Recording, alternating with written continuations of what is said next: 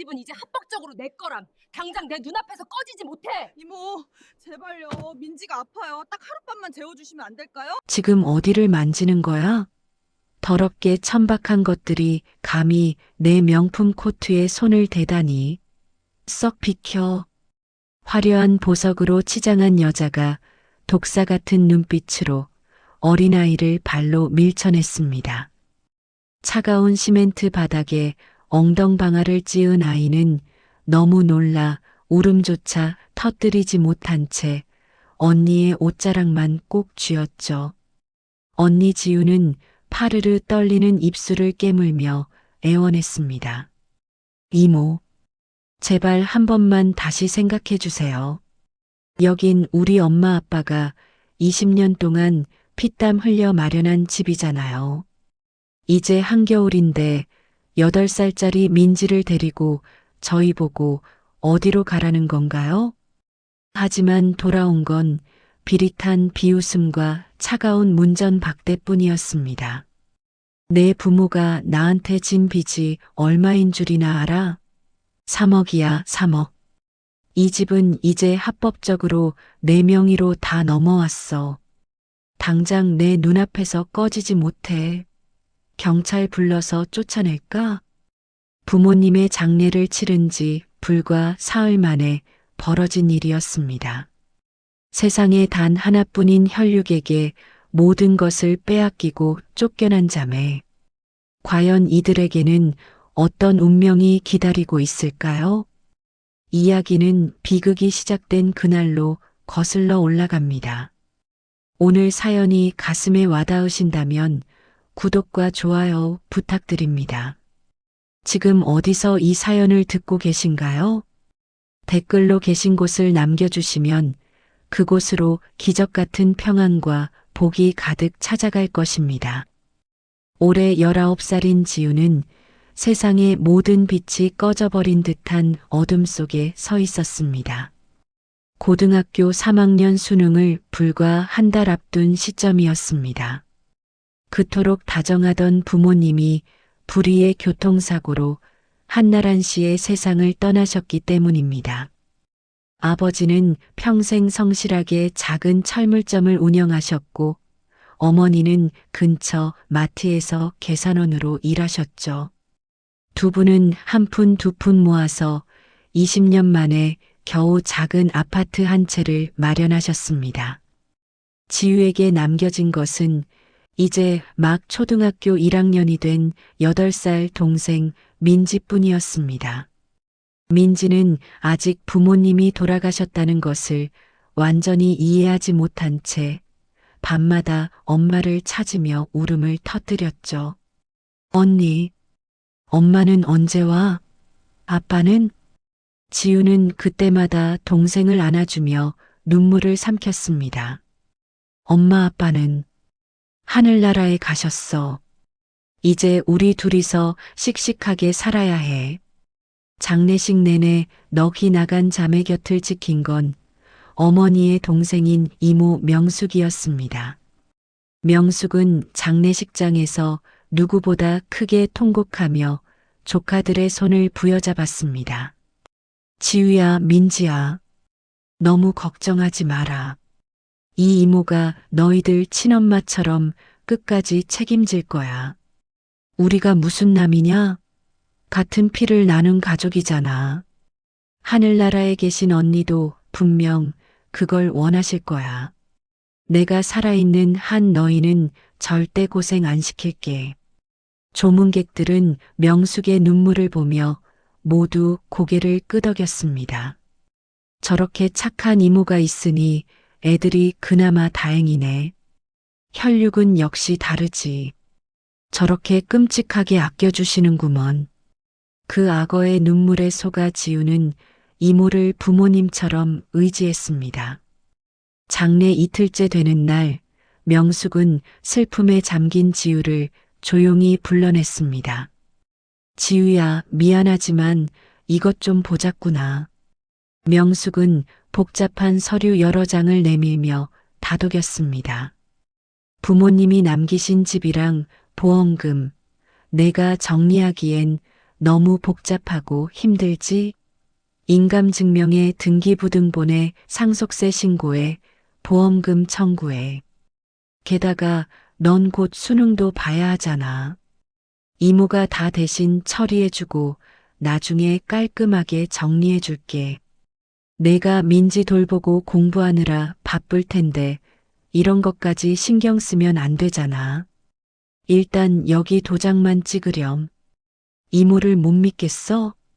세상 물정 모르던 지우는 이모의 말을 철석같이 믿고 떨리는 손으로 인감을 찍었습니다. 명숙은 만족스러운 미소를 지으며 서류를 챙겼습니다. 잘했어, 우리 지우. 이모가 다 알아서 할 테니까 너는 민지만 잘 돌보고 공부해. 수능 잘 봐야지. 하지만 장례식이 끝나고 3일장을 치르자마자 명숙의 본색이 드러났습니다.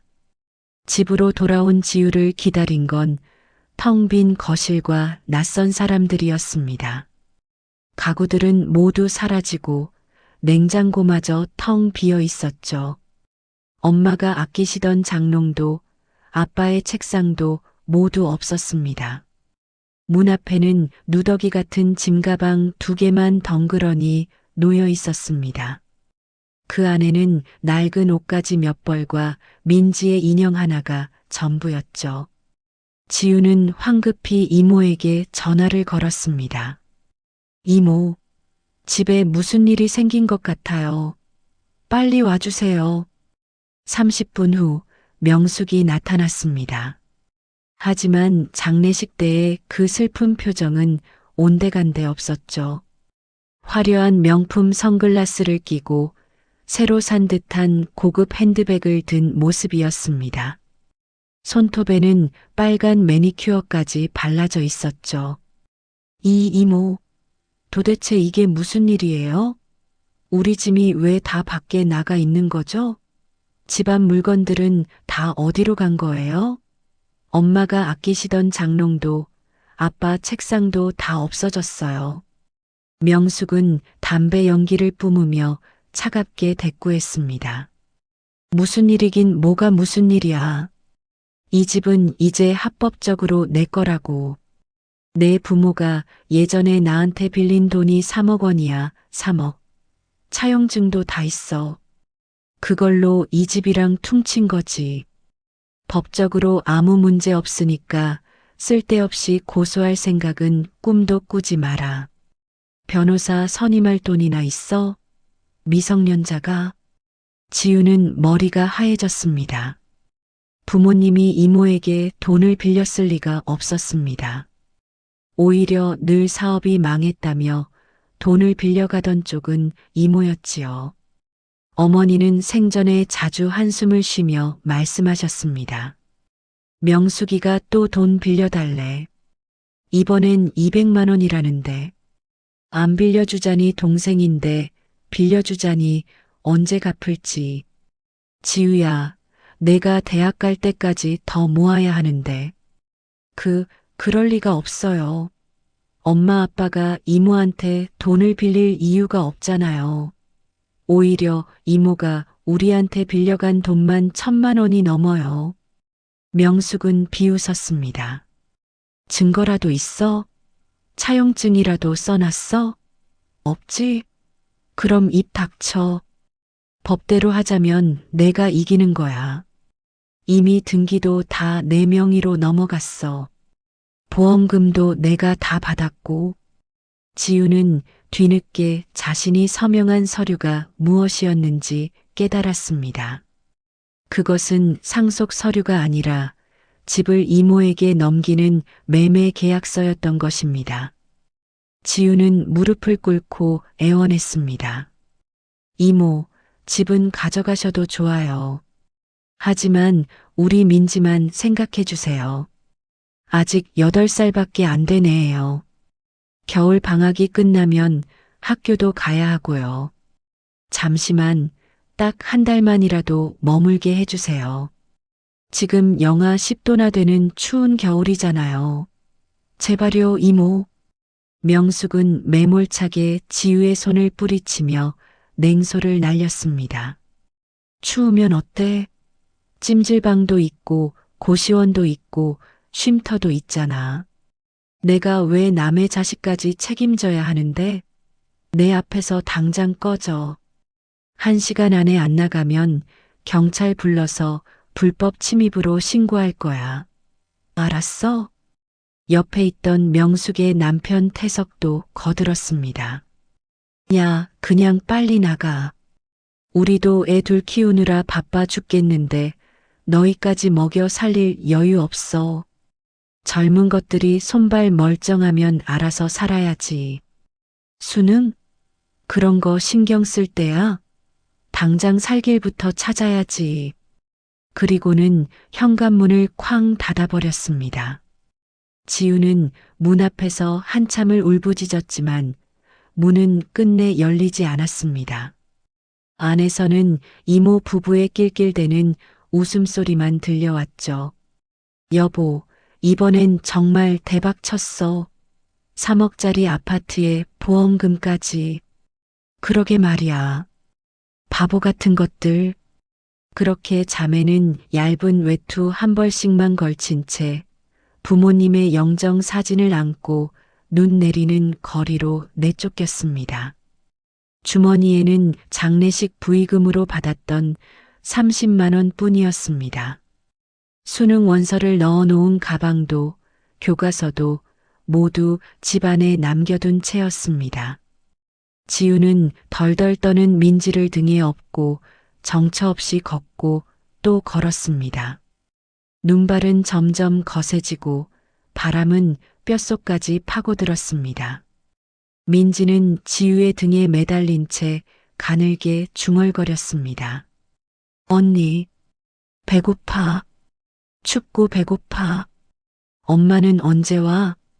지우는 눈물을 삼키며 대답했습니다. 조금만 참아, 민지야. 언니가 곧 따뜻한데 데려다 줄게. 금방이야. 하지만 어디로 가야 할지 막막하기만 했습니다. 친구들에게 연락할까도 생각했지만 고등학교 3학년 친구들은 모두 수능 준비로 정신없는 시기였죠. 게다가 8살짜리 동생까지 데리고 가서 신세를 지기엔 너무 민망했습니다.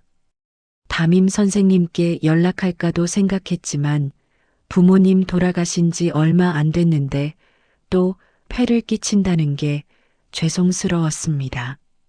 주머니 속에는 꼬깃꼬깃한 지폐뿐이었습니다. 30만 원.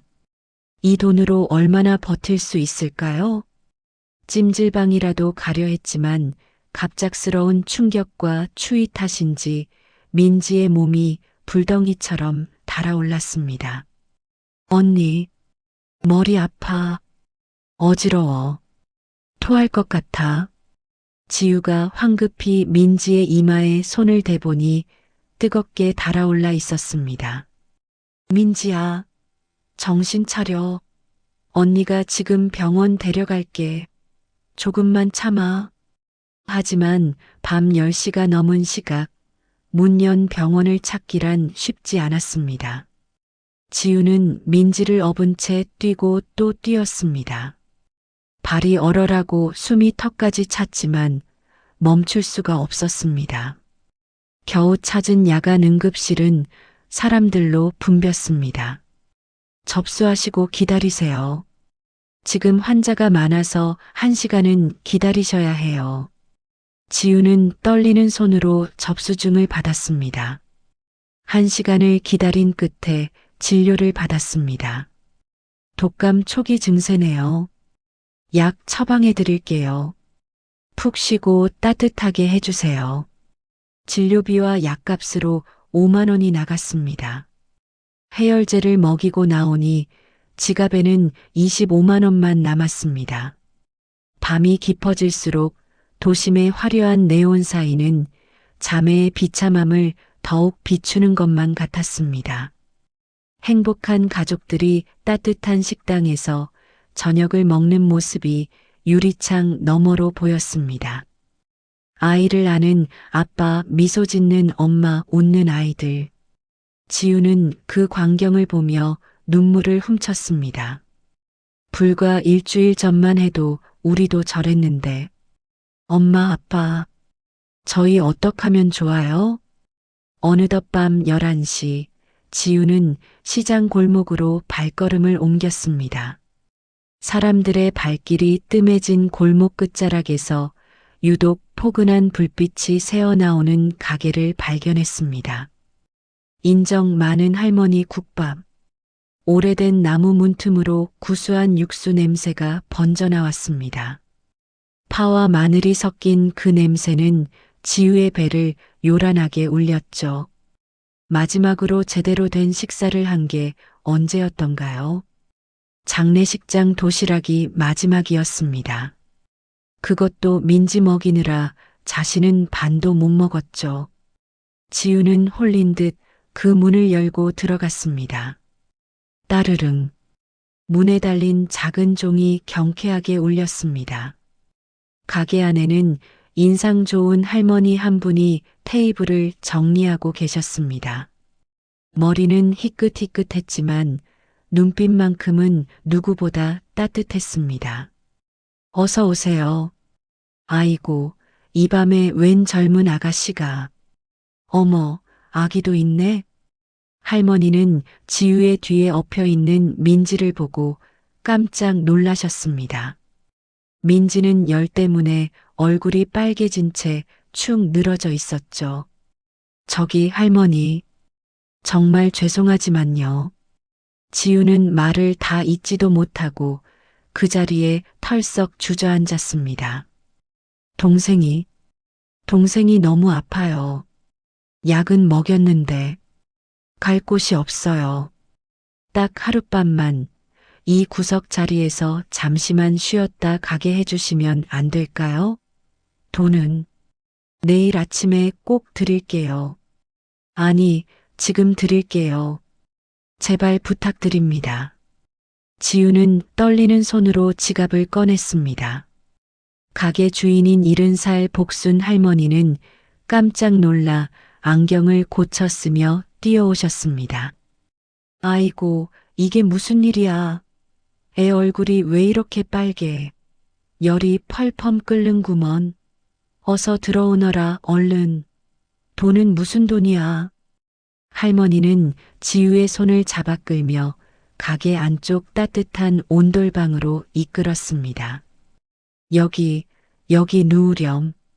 어디 보자. 애 옷이 왜 이렇게 얇아? 한겨울에 이런 옷을 입고 다니면 어떡해. 감기 걸리겠어. 할머니는 서랍에서 두꺼운 이불을 꺼내 민지를 덮어주셨습니다.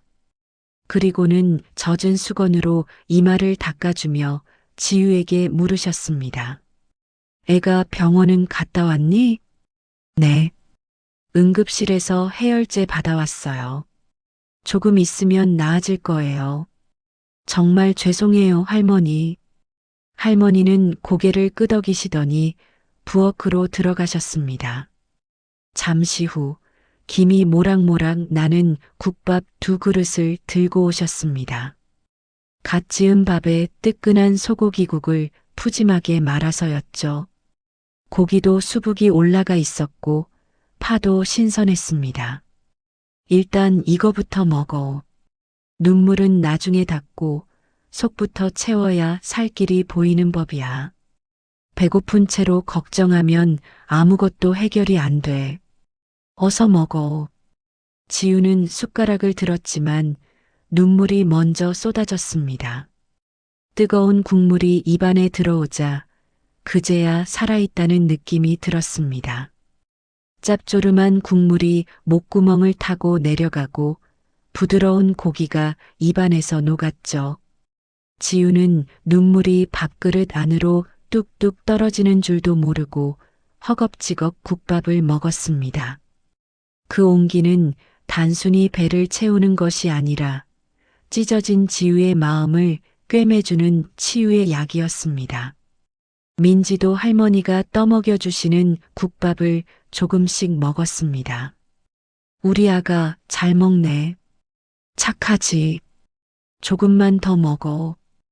할머니는 지우가 밥을 다 먹을 때까지 옆에 앉아 계셨습니다. 다 먹었으면 이제 말해봐. 도대체 무슨 일이 있었던 거니?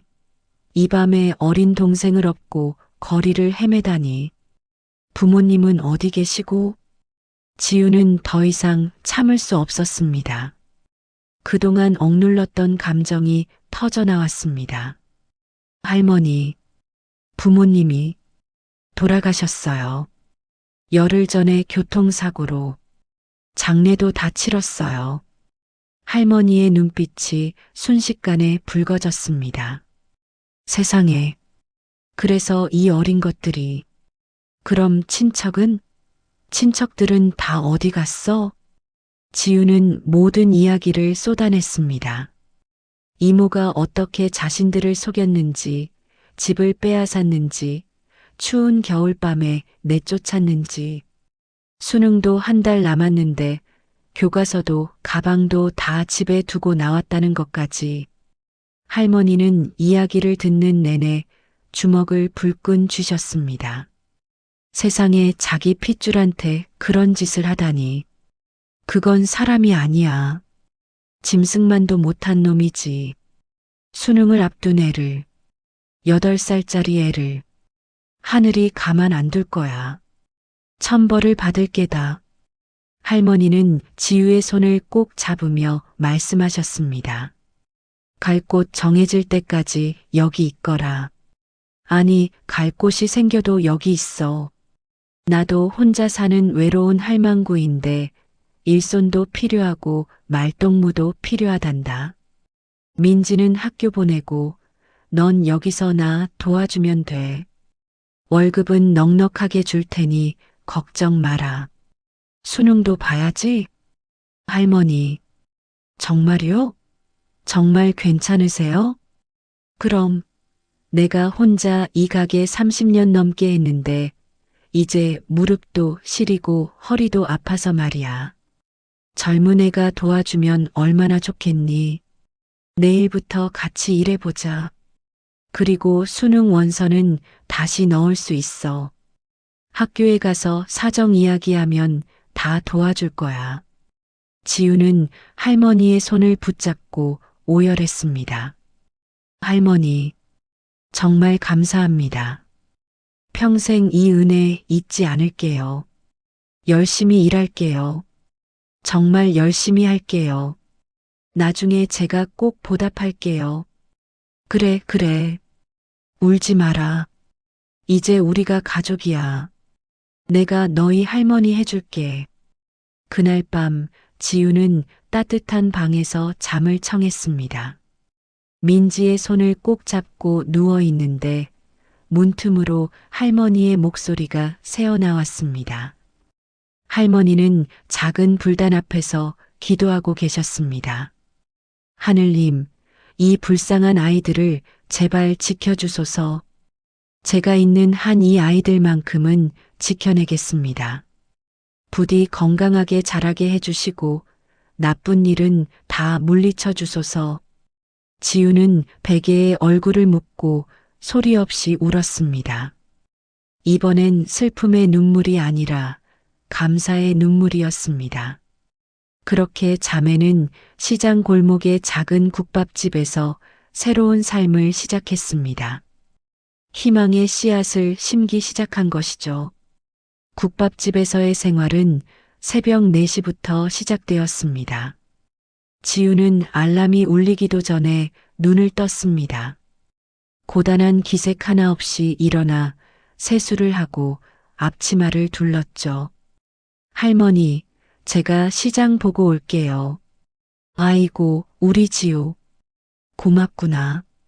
조심히 다녀오렴. 추우니까 목도리 꼭 하고. 지우는 할머니가 적어준 장보기 목록을 들고 새벽 시장으로 향했습니다. 무거운 솥뼈 60근, 파 10단, 무 한 박스, 양파 20kg. 19살 소녀가 들기엔 버거운 무게였지만 지우는 이를 악물고 날랐습니다. 예쁘던 손은 금세 거칠어지고 물집이 잡혔습니다. 하지만 지우는 웃음을 잃지 않았습니다. 아저씨, 오늘도 신선한 거로 부탁드려요. 그래, 우리 처녀 사장님, 오늘도 좋은 거 골라줄게. 그나저나 고등학생이 새벽부터 고생이 많구먼. 괜찮아요. 저 힘 좋거든요. 시장 상인들은 성실한 지우를 좋아했습니다. 처음엔 불쌍하게 여기던 시선이었지만 시간이 지날수록 존경의 눈빛으로 바뀌었죠. 새벽 5시 가게로 돌아온 지우는 할머니와 함께 국물을 끓이기 시작했습니다. 지우야, 국물은 속이지 않는단다. 정성을 들인 만큼 깊은 맛이 나는 법이지. 뼈를 우릴 때는 센 불로 1시간, 그 다음엔 약한 불로 6시간. 거품은 수시로 걷어내야 맑은 국물이 나와. 사람도 마찬가지야. 진심은 언젠가 반드시 통하게 되어 있어. 할머니는 평생의 노하우를 하나하나 전수해 주셨습니다. 뼈를 우려내는 시간, 불 조절하는 방법, 양념 넣는 타이밍, 고기 써는 방향까지. 지우는 할머니의 가르침을 공책에 빼곡히 적어가며 배웠습니다. 밤에는 그 공책을 보며 복습했죠.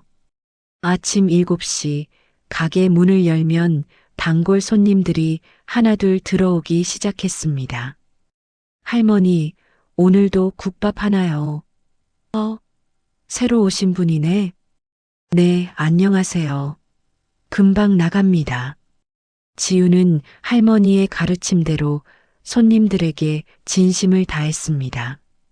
어르신 손님이 오시면 소화하기 좋게 고기를 더 잘게 썰어 넣었고 젊은 사람들에게는 고기를 푸짐하게 담아주었습니다. 아이들과 함께 온 손님에게는 김치를 덜 맵게 따로 담아주었죠. 새벽 일을 하는 노동자들에게는 밥을 더 많이 퍼주었습니다.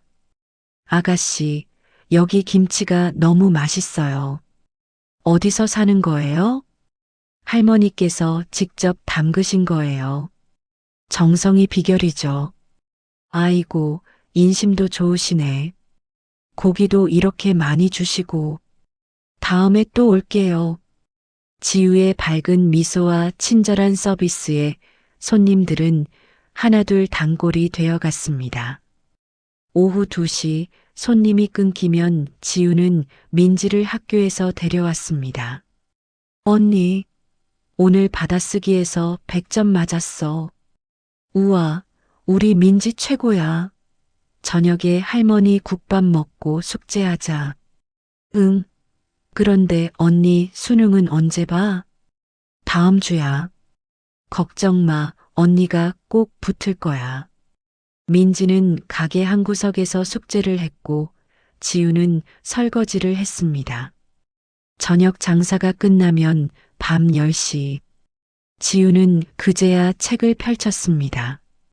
수능 준비는 학교 선생님들이 도와주셨습니다. 담임 선생님은 지우의 사정을 듣고 방과 후에 따로 보충 수업을 해주셨죠. 지우야, 내가 꼭 좋은 대학 가야 한다. 장학금도 있으니까 포기하지 마라. 네, 선생님. 감사합니다. 지우는 새벽 일을 하고 낮에 가게 일을 하고 밤에 공부를 했습니다. 잠은 하루에 4시간. 하지만 지우는 포기하지 않았습니다. 수능 당일 할머니는 새벽부터 미역국을 끓여주셨습니다. 우리 지우, 오늘 힘내라. 할머니가 기도할게. 네, 할머니. 다녀올게요. 지우는 당당하게 시험장으로 향했습니다. 그리고 수능을 무사히 마쳤죠. 결과는 놀라웠습니다. 지우는 서울에 있는 명문대 경영학과에 합격했습니다. 전액 장학금까지 받았죠. 할머니, 제가 합격했어요. 장학금도 받았어요. 아이고, 우리 지우. 정말 잘했어. 할머니가 얼마나 자랑스러운지 몰라. 그렇게 1년이 흘렀습니다. 대학에 입학한 지우는 온라인 강의와 야간 강의를 최대한 활용했습니다. 낮에는 가게 일을 하고 저녁과 주말에 수업을 들었죠. 2년이 흘렀습니다.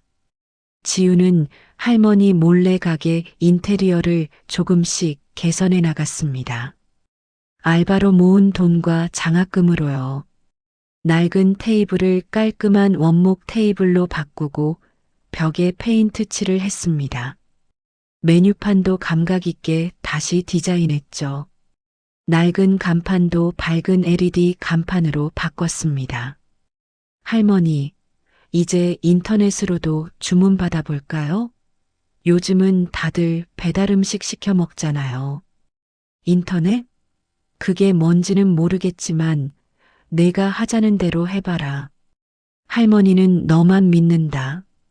지우는 배달 앱에 가게를 등록했습니다. 할머니의 정성 국밥이라는 이름으로요. 메뉴 사진도 직접 찍고 소개글도 정성껏 썼습니다. 30년 전통의 진한 사골 국물, 새벽부터 직접 우려낸 정성이 담긴 맛. 소문은 금세 퍼졌습니다. 진짜 국물 맛이 예술이에요. 다른 집이랑 차원이 달라요. 여기 사장님 완전 친절하시고 인심도 장난 아니에요.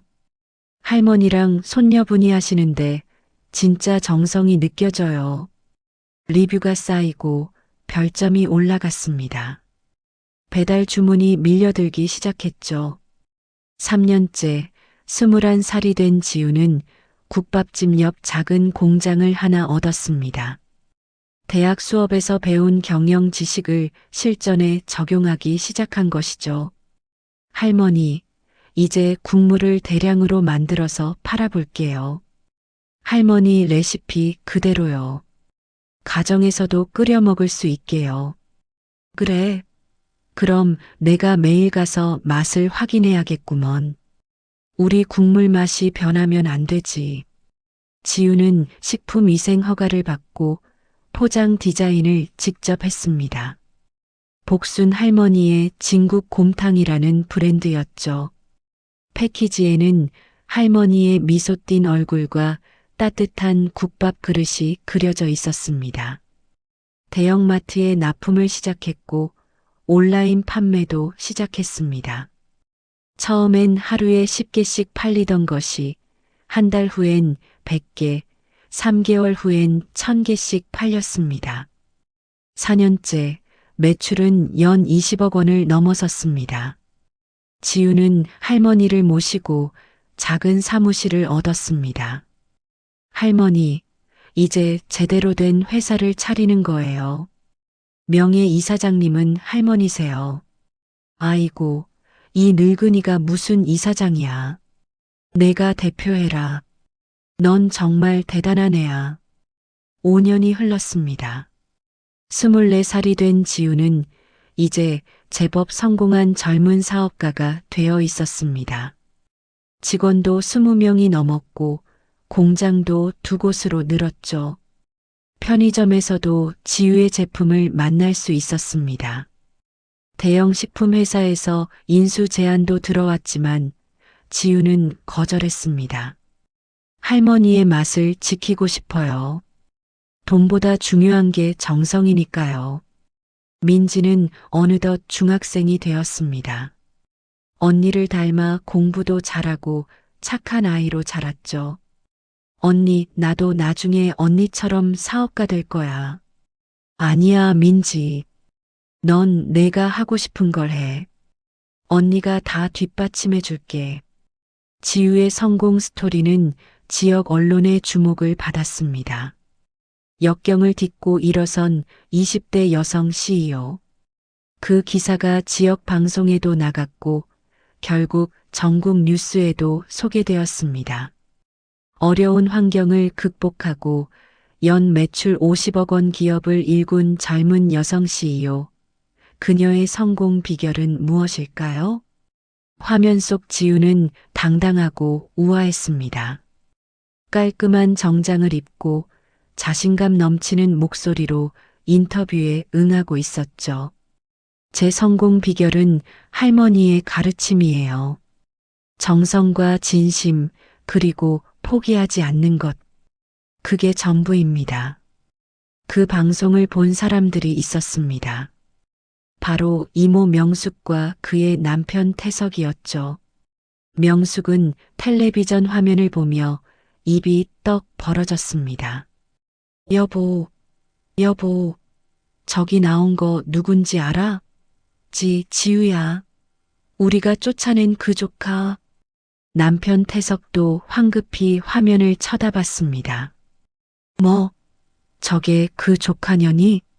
세상에, 저렇게 부자가 됐다고? 화면 속 지우는 완전히 달라져 있었습니다. 초라했던 고등학생의 모습은 온데간데 없었죠. 세련된 헤어스타일에 명품 시계를 차고 당당하게 자신의 사무실에 앉아 있었습니다. 뒤로는 복순 식품 주식회사 간판이 보였습니다. 명숙의 눈동자에 다시 탐욕의 빛이 서렸습니다. 여보, 우리 지금 상황이 어떻게 돼? 빚이 얼마라고 했지? 8억. 아니, 이자까지 합치면 이제 거의 10억이야. 이번 달 안에 3억을 못 갚으면 아파트까지 경매로 넘어가. 우린 길거리에 나앉는다고. 명숙은 입술을 깨물었습니다. 지난 5년간 명숙 부부는 조카들에게서 빼앗은 돈으로 호의호식했습니다. 고급 외제차를 사고 명품 가방과 옷을 사고 해외여행을 다녔죠. 친구들한테 자랑하느라 돈을 물쓰듯 썼습니다. 태석은 그 돈으로 사업을 벌였지만 모두 실패했습니다. 식당도 해봤고 프랜차이즈도 해봤지만 번번이 망했죠. 결국 도박에 손을 댔고 빚만 눈덩이처럼 불어났습니다. 이제는 30평짜리 아파트마저 압류 위기에 처했습니다. 지유한테 가자. 우리가 이모부인데 도와줄 거 아냐. 정신 나갔어? 우리가 그렇게 쫓아냈는데 누가 도와줘? 그래도 피는 못 속여. 게다가 전현희 방송에서 효니 뭐니 하면서 떠들더만. 이미지 관리 때문에라도 우리 무시 못할 거야. 우리가 언론에 폭로한다고 하면 겁먹을걸? 태석은 고개를 끄덕였습니다. 그래, 한번 가보자. 어차피 잃을 것도 없잖아. 명숙은 다음 날부터 지우의 회사를 알아보기 시작했습니다. 그리고 마침내 회사 주소를 찾아냈죠. 여보, 내일 거기 가자. 옷 제대로 차려입고. 처음엔 불쌍한 척 안 통하면 협박하는 거야. 태석은 고개를 끄덕였습니다. 그들은 전혀 몰랐습니다. 지우가 지난 5년간 무엇을 준비해 왔는지를. 다음 날 오전 10시 지우의 회사 앞에 꾀재재한 몰골의 명숙과 태석이 나타났습니다. 명품 옷으로 치장했지만 자세히 보면 다 낡고 때 묻은 것들이었죠. 명숙의 핸드백은 짝퉁이었고 태석의 구두는 밑창이 떨어져 나갈 지경이었습니다. 저기요, 우리 사장님 만나러 왔는데요. 젊은 여직원이 정중하게 물었습니다. 예약하셨나요? 사장님께서는 예약 없이는 면회가 어려우신데요. 명숙이 버럭 소리를 질렀습니다. 예약? 우리가 누군지 알아? 내가 이 회사 사장 이모라고. 진짜 이모. 친척이 와도 예약을 해야 돼? 아, 그래도 규정상. 비켜. 조카가 부자가 됐다는데 이모가 얼굴도 못 봐? 지금 당장 안 비키면 경찰 불러. 소란스러운 소리에 안쪽에서 보안팀장이 나왔습니다. 무슨 일이십니까? 이 사람들이 예약 없이 사장님을 만나겠다고. 그때 복도 끝에서 지우가 나타났습니다. 5년 만에 다시 마주한 이모의 얼굴. 지우의 눈은 얼음장처럼 차가웠지만 말투는 우아하고 침착했습니다. 무슨 일로 여기까지 오셨나요? 명숙은 지우를 보자 얼굴에 순식간에 눈물을 흘렸습니다. 연기라도 하듯 과장되게요. 지우야, 이모다.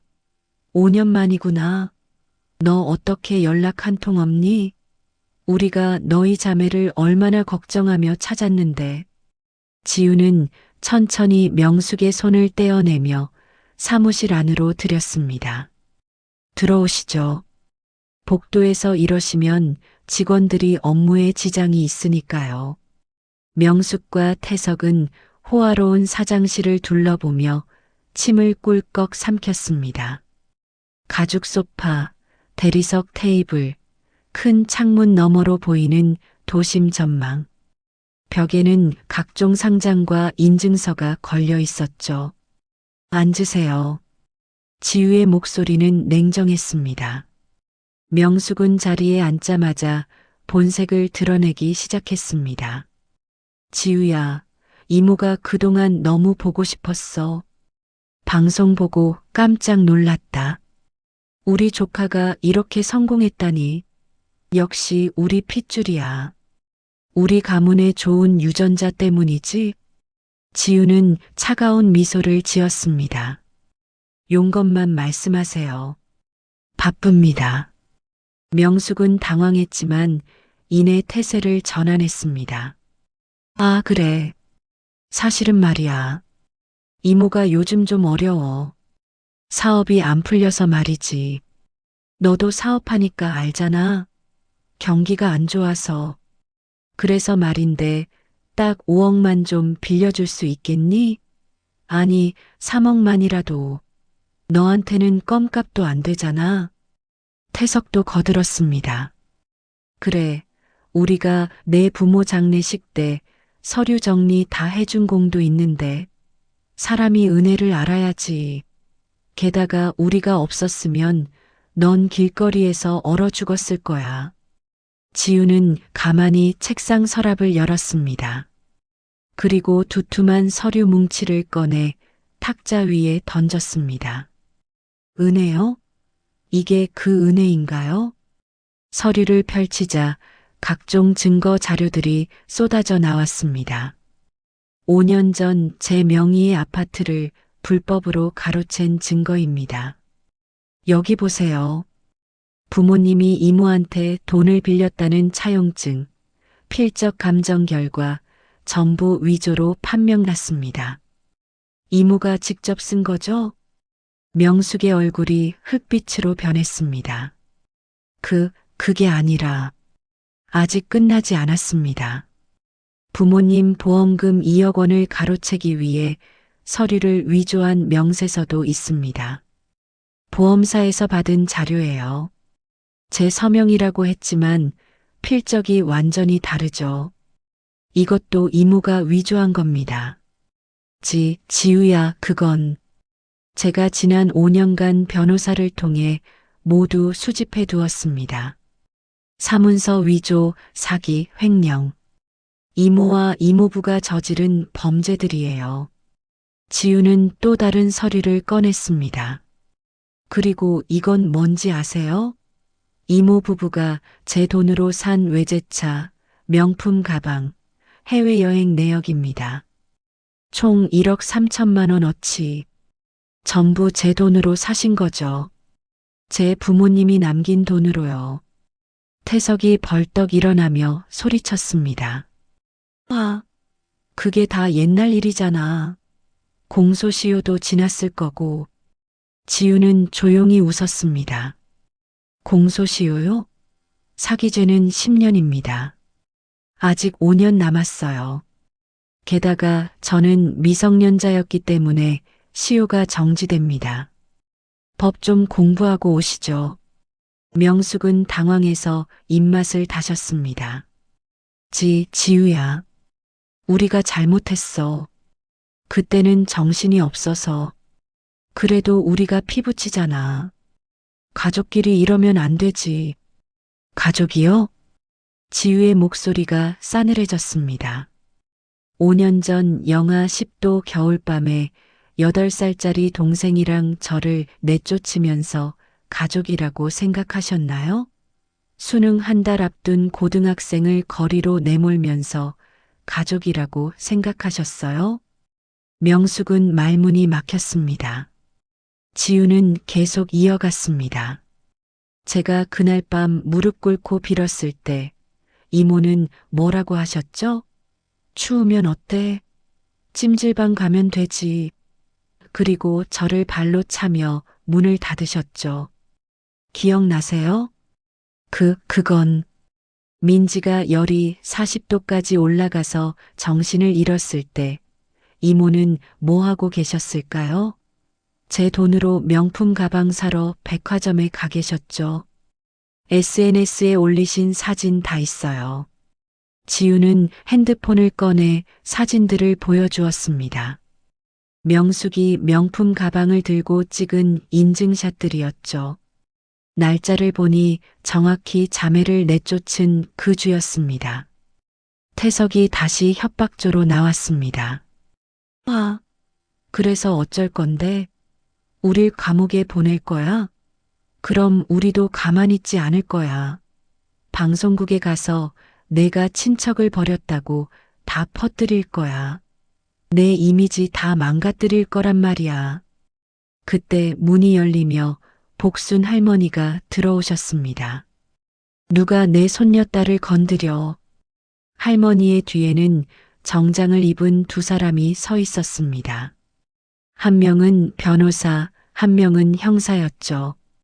이분들은 변호사가 명함을 내밀었습니다. 법무법인 정의 대표 변호사 김정훈입니다. 지우 씨의 법률 대리인이고요.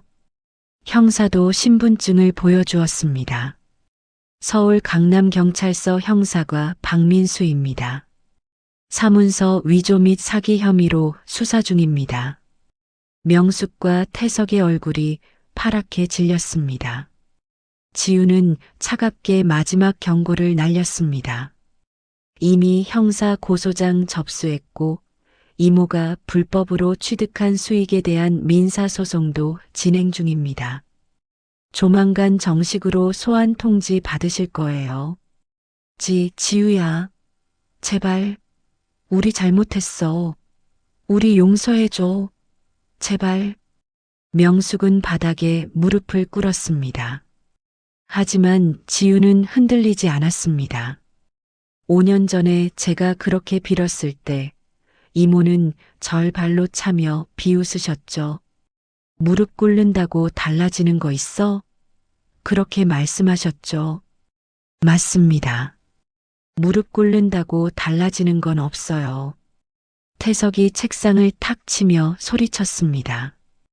이 배은망덕한 년, 내가 감히 이모를 감방에 보내겠다고? 나중에 후회할 줄 알아. 보안팀장이 다가왔지만 지우가 손을 들어 제지했습니다.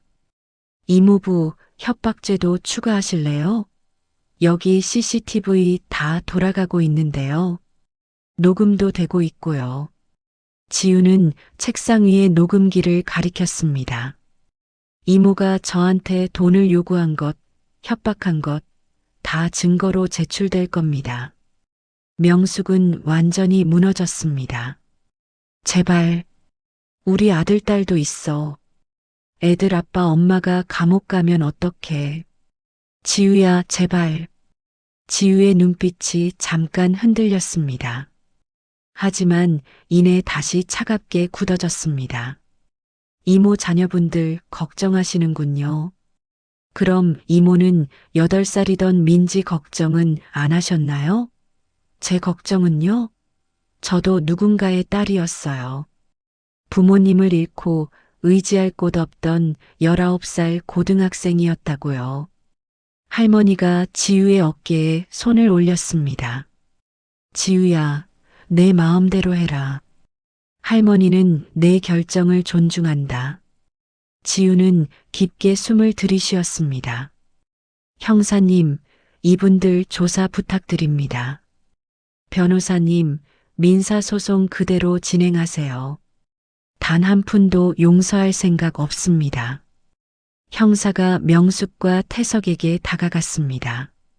두 분, 저희와 함께 가시죠. 임의 동행입니다. 안 가. 안 갈 거야. 태석이 버텼지만 형사는 차분하게 말했습니다. 거부하시면 영장 청구하겠습니다. 증거가 충분하니까 영장은 바로 나올 겁니다. 그럼 강제 연행이에요. 선택하세요. 결국 명숙과 태석은 형사를 따라 나갔습니다. 명숙은 끌려가면서도 계속 울부짖었습니다. 지우야, 제발, 우리 용서해줘. 다시는 안 그럴게. 하지만 지우는 끝까지 돌아보지 않았습니다. 문이 닫히자 지우는 그제야 의자에 털썩 주저앉았습니다. 할머니, 그래, 잘했어. 우리 지우 정말 잘했어. 할머니가 지우를 안아주었습니다. 5년을 기다렸어요. 5년 동안 준비했어요. 증거 모으고, 법 공부하고, 변호사 만나고. 알아, 다 알아. 넌 정말 대단한 아이야. 이제야 당당하게 말할 수 있어요. 제가 잘못한 게 아니라고. 부끄러운 사람은 저희가 아니라 이모라고. 지우의 눈에서 눈물이 흘러내렸습니다. 하지만 이번엔 슬픔의 눈물이 아니었습니다. 후련함과 해방감의 눈물이었죠. 명숙과 태석은 결국 사문서 위조, 사기, 횡령 혐의로 기소되었습니다. 재판은 석 달 동안 진행되었죠. 명숙은 법정에서도 끝까지 변명을 늘어놓았습니다. 저는 조카들을 위해서 한 거예요. 미성년자가 재산을 관리하기 어려우니까 제가 대신. 하지만 판사는 차갑게 말을 끊었습니다. 피고인은 위조된 차용증을 만들어 피해자의 아파트를 가로챘고 보험금 2억 원을 편취했으며 미성년자인 피해자들을 한겨울에 거리로 내쫓았습니다. 이는 명백한 범죄 행위입니다. 최종 선고일. 명숙은 징역 3년, 태석은 징역 2년을 선고받았습니다. 추징금으로 3억 원도 함께 부과되었죠. 제발요, 판사님. 저희 자식들이 있어요. 한 번만 용서해 주세요. 하지만 법정의 결정은 번복되지 않았습니다. 명숙과 태석은 법정을 나서며 지우를 향해 저주의 말을 퍼부었습니다. 이 배은망덕한 년, 넌 나중에 후회할 거야. 친척을 감옥에 보낸 죄, 하늘이 알 거야. 지우는 차분하게 대답했습니다. 하늘은 이미 알고 계세요. 그래서 이모가 벌을 받는 거죠. 법원 계단에서 기자들이 몰려들었습니다. 지우 씨, 친척을 고소한 심경이 어떠세요? 후회하지 않습니다. 잘못은 반드시 대가를 치러야 한다고 믿습니다. 앞으로의 계획은 제 부모님이 남기셨던 꿈을 이루려고 합니다. 어려운 사람들을 돕는 일이요. 그날 저녁 지우는 할머니와 민지와 함께 조용한 식사 자리를 가졌습니다. 언니 속이 다 시원해. 13살이 된 민지가 말했습니다. 그치? 그래도 민지야, 복수가 목적은 아니었어. 정의를 바로 세우는 게 목적이었어. 할머니가 지우의 손을 꼭 잡으셨습니다. 지우야, 이제 앞만 보고 가자. 과거는 과거야. 우리에겐 미래가 있단다. 네, 할머니. 재판이 끝난 후 지우는 새로운 계획을 실행에 옮겼습니다. 부모님이 남기셨던 옛집을 되찾는 작업이었죠. 명숙이 불법으로 취득했던 아파트는 법원 판결로 지우에게 되돌아왔습니다. 하지만 지우는 그 집을 팔지 않았습니다. 대신 특별한 용도로 사용하기로 결정했죠. 집을 리모델링해서 희망의 집이라는 이름을 붙였습니다. 부모를 잃은 청소년들이 머물 수 있는 쉼터였죠. 저도 19살에 부모님을 잃고 갈 곳이 없었어요. 그때 할머니를 만나지 못했다면 저는 어떻게 됐을까요? 이제는 제가 누군가의 할머니가 되고 싶습니다. 개소식 날 지역 언론이 모두 모였습니다. 시장님도 오셨고 복지부 장관님도 축하 인사를 보내주셨죠. 지우 씨의 선행이 많은 분들에게 귀감이 되고 있습니다. 하지만 지우는 겸손하게 고개를 숙였습니다. 저는 받은 것을 돌려드리는 것뿐입니다.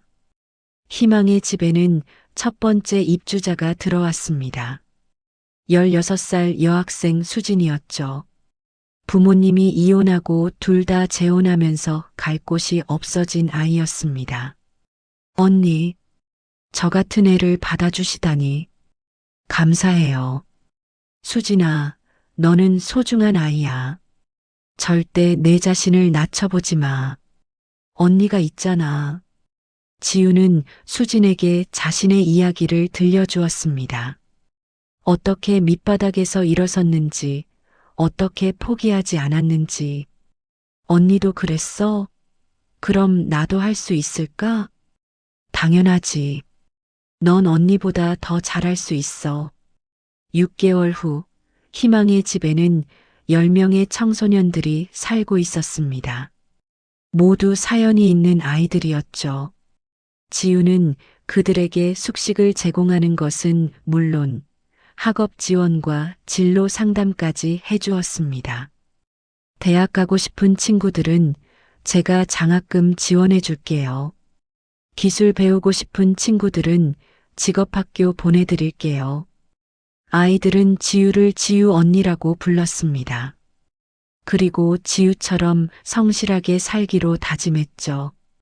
1년 후 민지는 명문 고등학교에 입학했습니다. 언니, 나 변호사 될 거야. 언니처럼 억울한 사람들 도와주고 싶어? 그래, 민지. 내가 하고 싶은 거 다 해. 언니가 옆에서 응원할게. 복순 할머니는 이제 75살이 되셨습니다. 건강은 예전만 못했지만 여전히 정정하셨죠. 할머니, 이제 일 그만하시고 쉬세요. 제가 다 할게요. 아니야. 일을 해야 정신이 맑아진단다. 나는 우리 지우랑 민지가 잘 되는 것만 봐도 배불러. 할머니, 제 인생의 은인이세요. 무슨 소리야? 넌 내 인생의 빛이야. 내가 없었으면 난 외롭게 늙어갔을 거야. 어느 따뜻한 봄날, 지우는 부모님 산소를 찾아갔습니다. 민지와 할머니도 함께였죠. 엄마, 아빠, 저 잘 살고 있어요. 민지도 잘 크고 있고요. 할머니도 건강하세요. 지우는 부모님 묘비 앞에 꽃을 놓았습니다. 이모는 벌 받았어요. 제가 정의를 실현했어요. 부끄럽지 않게 살고 있어요. 바람이 불어와 지우의 머리카락을 스쳤습니다. 마치 부모님이 쓰다듬어 주시는 것 같았죠. 엄마, 아빠가 가르쳐 주신 대로 살고 있어요. 정직하게, 성실하게, 남을 배려하며. 그리고 포기하지 않고요. 민지도 무릎을 꿇고 절했습니다. 엄마, 아빠, 나도 언니처럼 멋진 사람 될게요. 약속할게요. 할머니는 그 모습을 보며 흐뭇하게 미소 지으셨습니다. 회사는 날로 성장했습니다. 연 매출 100억 원을 돌파했고 직원도 100명이 넘었습니다. 대기업에서 인수 제안이 다시 들어왔지만 지우는 또 거절했습니다. 저는 돈보다 의미가 중요해요. 할머니의 정성을 지키고 싶어요. 어느 날 교도소에서 편지 한 통이 날아왔습니다. 명숙이 보낸 편지였죠. 지우는 한참을 망설이다가 편지를 열었습니다. 지우야, 이모가 정말 잘못했다. 매일 후회하며 살고 있어. 용서를 바라는 건 아니야. 다만 내가 행복하길 바란다. 넌 정말 대단한 아이야. 이모가 미처 몰랐던 거야. 내 앞날에 늘 좋은 일만 가득하길. 지우는 편지를 읽고 조용히 접었습니다. 용서할 수는 없었습니다. 하지만 더 이상 미워하지도 않았습니다. 그저 각자의 길을 갈 뿐이었죠. 할머니, 이모가 편지 보냈어요. 그래, 뭐래? 미안하대요. 너 어떻게 할 거니? 답장은 안 할 거예요. 하지만 더 이상 미워하지도 않을게요. 미워하는 건 제 마음만 아프니까요. 현명한 생각이구나. 지우는 이제 더 이상 과거에 얽매이지 않았습니다. 이모에 대한 분노도 원망도 모두 내려놓았죠. 대신 앞만 보고 걸어갔습니다. 더 많은 사람들을 돕기 위해, 더 의미 있는 일을 하기 위해. 29이 된 어느 날 지우는 정부로부터 올해의 사회공헌 대상을 받았습니다. 역경을 이겨내고 사회에 희망을 선물한 젊은 기업인. 시상식장에는 할머니와 민지가 와 있었습니다. 민지는 이제 대학생이 되어 있었죠. 지우 씨, 마지막으로 하고 싶은 말씀 있으세요? 지우는 마이크를 잡고 당당하게 말했습니다. 저는 운이 좋았습니다. 절망의 순간에 할머니를 만났으니까요. 하지만 모든 사람이 그런 행운을 만나는 건 아니죠. 그래서 제가 누군가의 행운이 되고 싶습니다. 어두운 밤을 걷는 누군가에게 작은 빛이 되고 싶습니다. 장내에 뜨거운 박수가 터져 나왔습니다. 시상식이 끝나고 지우는 할머니와 민지와 함께 예전에 그 국밥집을 찾았습니다. 지금은 박물관처럼 보존되어 있었죠. 할머니, 여기서 시작했죠? 그래, 여기서 너를 처음 만났지. 그날 국밥 한 그릇이 제 인생을 바꿨어요. 할머니는 지우의 손을 꼭 잡으며 말씀하셨습니다. 아니란다. 내가 포기하지 않고 성실하게 살았기 때문에 오늘이 있는 거야. 국밥은 그저 시작일 뿐이었어. 내 노력이 오늘을 만든 거지. 아니에요, 할머니. 할머니가 없었으면 저는 아무것도 아니었어요. 둘 다 맞는 말이야. 우리는 서로에게 축복이었던 거지. 세 사람은 웃으며 포옹했습니다. 배신한 혈육은 벌을 받고 선한 의지로 맺어진 새로운 가족은 행복의 꽃을 피웠습니다. 지우는 이제 더 이상 과거의 상처에 머물지 않습니다. 오늘도 그녀는 누군가에게 희망이 될 따뜻한 국밥을 끓이며 세상에서 가장 의미 있는 하루를 살아가고 있습니다. 오늘 이야기 어떠셨나요? 권선징악의 통쾌함과 따뜻한 감동이 전해졌기를 바랍니다. 마음에 드셨다면 구독과 좋아요로 지우와 민지의 앞날을 응원해 주세요. 주인공에게 전하고 싶은 따뜻한 한마디를 댓글로 남겨주시면 큰 힘이 됩니다. 오늘도 평안하고 행복한 하루 되십시오.